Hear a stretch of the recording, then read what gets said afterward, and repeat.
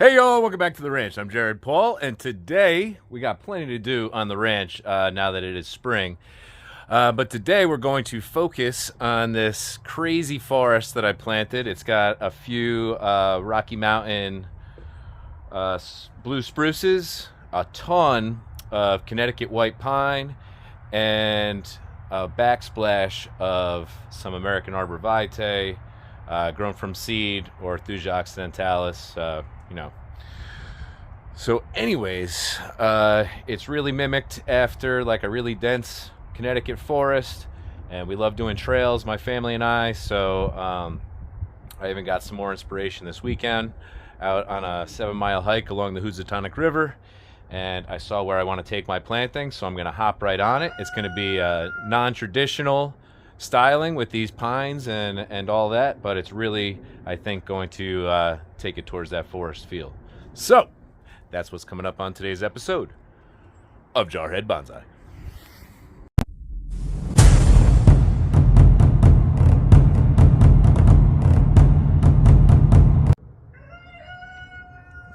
Hey, Carl. All right, so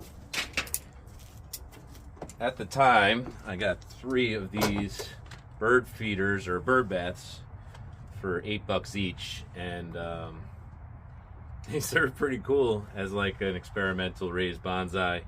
Really cheap plastic, getting uglier as they age. Hey, Bruce Lee. My 14-year-old boy, Bruce Lee.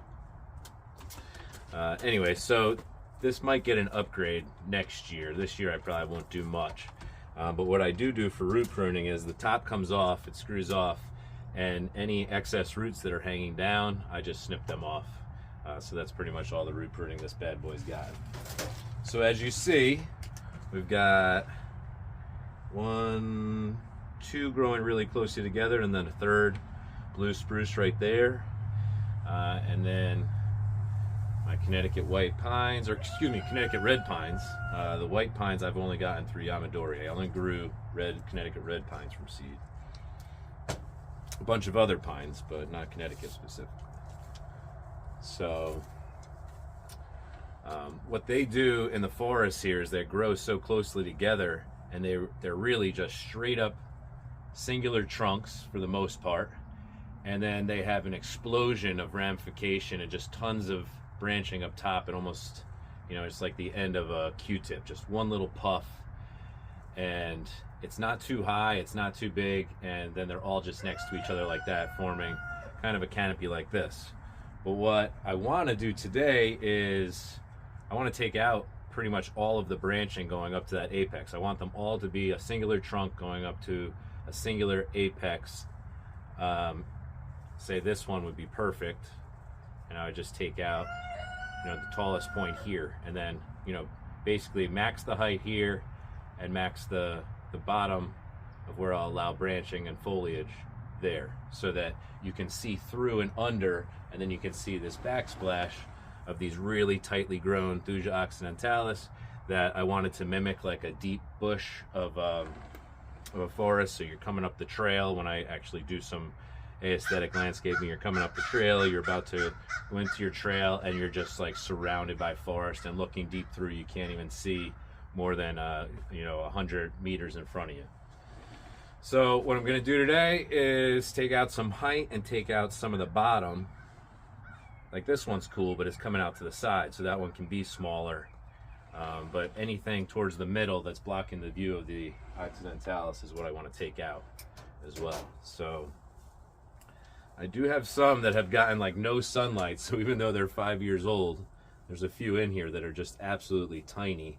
And that's cool because with any pine forest, there's a bunch of seedlings growing up down below. They could be, little tiny ones anywhere, up to say 10 years, and they really stand out. Definitely the next generation of what'll, I would imagine replace the older pines. I don't know how long they allow them to live. I haven't really gotten into the forestry info thing. So just take down the top here. Why don't we just start with that one? I don't really think I'm going to mess with candles, say, today. I think in June I'll be selective with candles, maybe. I think that's when they really start to get long. I might like trim them there and then to get a shorter needle. So I'm just pulling off some of the lower needles here, maybe 2-3 years old. These ones, even though they're still green, you know what, this thing is naturally doing what I want it to do. There aren't that many low branches on any of these trees.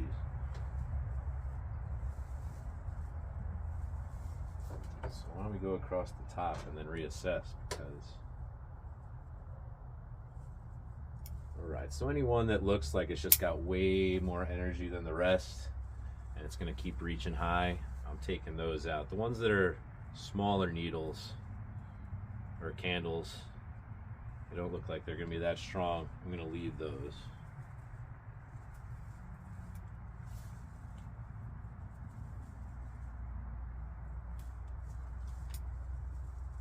Alright, y'all, so I'm going to go around and pull off all this undergrowth here off camera, and then we'll come back when I breeze that canopy up.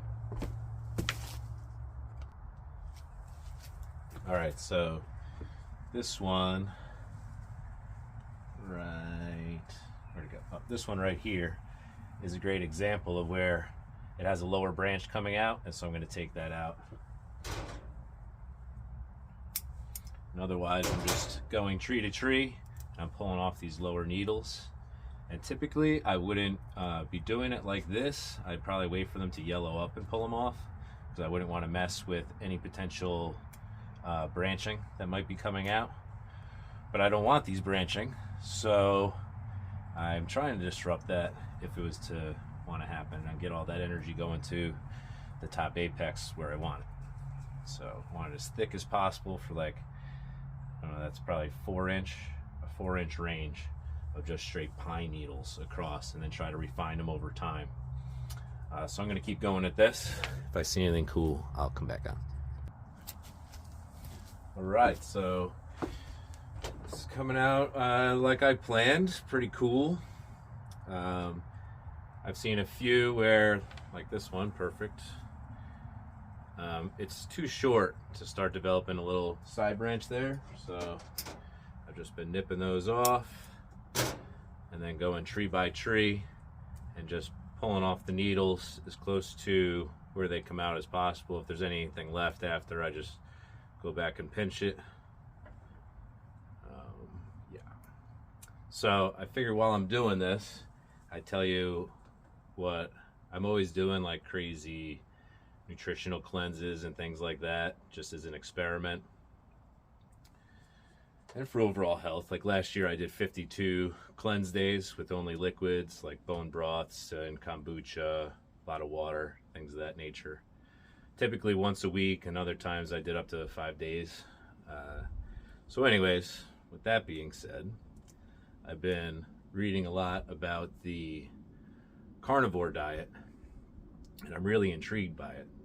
So from the 1st of April till the 21st, I'm going to do 3 pounds of meat per day, and that's any animal protein, including eggs. So like that would be 18 eggs or 12 chicken thighs, whatever 3 pounds it adds up to that day, whatever is on sale and is all natural. If it's beef, grass-fed, you know, highest quality possible. And then bone broths that I make with the bones and water, and then for flavor, only Himalayan pink salt for nutrients, and then tons of water. And you could have sparkling water, you know, Perrier, whatever, and water. So I'm gonna do it for 3 weeks, and yeah, I'm looking forward to it, because with all those cleanse days, it was great for like my organs and things of that nature, but I definitely lost muscle mass. And working on the tree farm, you know, that I got here, the spruce trees, and just, you know, being a husband, got different stuff you got to do. Weighs a lot, it's taxing. I would say that I miss that additional muscle. So only way to get that is by adding it on and synthesizing those muscles with protein. So going carnivore. So who's coming with me? Join in. You could even like DM me on Instagram with your results and stuff. I'm weird. I've been keeping like tons of data on my daily nutrition, exercise, and all sorts of things like that for the past few years. That's where I geek out outside of bonsai. Okay.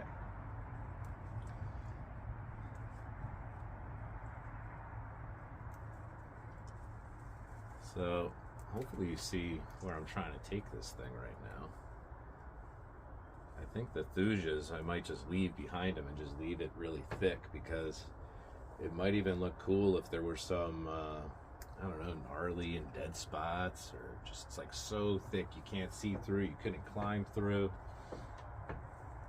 And then I'll probably hedge chop it if I get a bunch of leaders taken off, you know, in a couple of months. Oh, got a lower branch here. It's really weak because obviously it didn't have much sun before winter, and over winter none, dormant. But that's good. I'm catching these early before any of the energy goes to developing them further. Or so that's all I think. I got a big old pile over here. So, yeah. Oh yeah, it's looking good.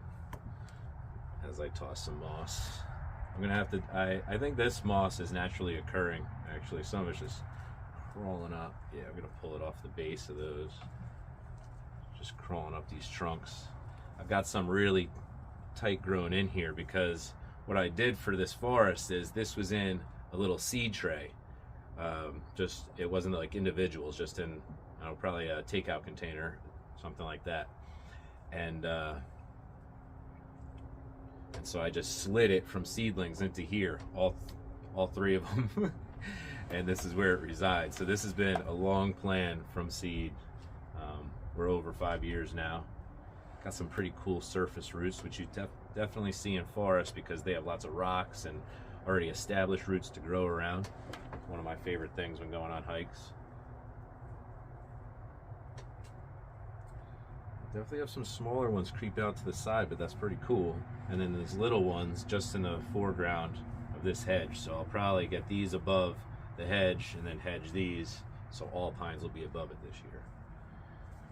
I have a little bit more work to do on this, but I know Stella and Laura are about to get back from their lunch date, so we're gonna hang out. So I'll probably finish this later. I'm doing the needles, but I wanted to look at these here. You're not rid of me yet, people. These actually look really cool. This is a nice strong one, little baby here. They've grown extremely slow, and I'm thinking because they've been in, you know, the shade of these mostly, and spruce grow a lot slower than pines anyways. But compared to the other blue spruce that I grew at the same time as these, they're very small. So I think I'm just gonna take down this one a little bit. Take it to the height of the other one. There's a little guy right here that I think with some provoking from the sun, he'll start to creep in a vertical direction and take over as the apex. And these kind of, you know, bumping into each other, that's what I want for a forest. So that's cool with me. I'll take out this back branch of this spruce just so this pine can get its act together and get up with the rest of them. Cool. So I picture a path coming in this way, and then I think weaving into this gap. That's what I'll do. I'll gather some river pebbles from the local state park beach here. It's supposed to rain tomorrow. Gather them then, and then some moss as well, and I'll fill this in. So I'll probably show off the finished, for this time of year, finished planting in my next video. So you'll have to check back for that one. So if you haven't liked and subscribed, please do. And I always appreciate the comments and your input, and y'all experienced bonsai guys and gals out there. I always appreciate the knowledge and the suggestions. So keep it coming. And for my family, yours, y'all, cheers.